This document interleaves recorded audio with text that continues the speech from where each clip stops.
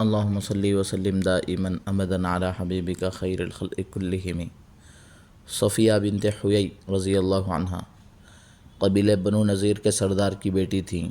نسبی لحاظ سے یہ سیدنا ہارون علیہ السلام کے اولاد سے ہیں۔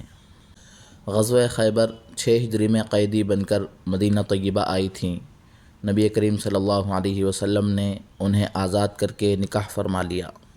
ایک دفعہ رسول اللہ صلی اللہ علیہ وسلم نے انہیں روتے دیکھا، فرمایا کیا بات ہے؟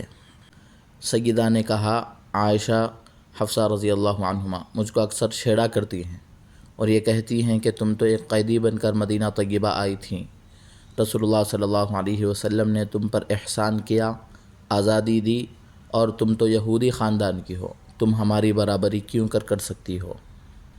رسول اللہ صلی اللہ علیہ وسلم نے فرمایا صفیہ تم نے یہ جواب کیوں نہیں دیا کہ تم مجھ سے کیسے بہتر ہو سکتی ہو؟ میرے باپ تو سیدنا ہارون علیہ السلام ہیں اور چچا سیدنا موسیٰ علیہ السلام ہیں اور میرے شوہر محمد صلی اللہ علیہ وسلم ہیں۔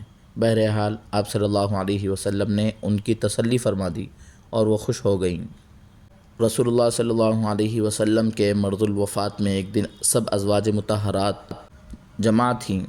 آپ صلی اللہ علیہ وسلم کی تکلیف و بے قراری دیکھ کر سیدہ صفیہ رضی اللہ عنہا نے کہا تھا یا رسول اللہ صلی اللہ علیہ وسلم میری تمنا ہے کہ آپ کی یہ تکلیف مجھ کو مل جائے اور آپ سکون پائیں۔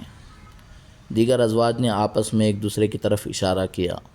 رسول اللہ صلی اللہ علیہ وسلم نے یہ منظر دیکھ لیا اور ارشاد فرمایا واللہ انہا لصادقۃ، اللہ کی قسم یہ سچی ہے۔